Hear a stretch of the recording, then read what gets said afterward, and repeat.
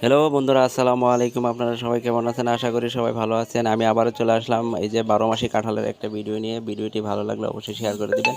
এই যে দেখেন বন্ধুরা, আমার গাছের গোড়া থেকে আগা পর্যন্ত অনেকগুলো কাঁঠাল ধরছে। এই সিজনে, এই বর্ষার মৌসুমে এতগুলো কাঁঠাল আশা করা খুবই দুষ্কর। এই গাছের বয়স তেমন একটা বেশি না, 4 থেকে 5 বছর এই গাছের বয়স। অথচ কাঁঠালের ফল দেখলে আপনারা দেখবেন, অবাক হয়ে যাবেন কত কত ফল ধরে আছে। মাটি থেকে উপর পর্যন্ত শুধু কাঁঠাল আর কাঁঠাল। এই কাঁঠাল তেমন একটা পরিচর্যা করতে হয় না, শুধু গাছ থেকে কোনো সার খোল বা বিষ কিছুই দেওয়া লাগে না।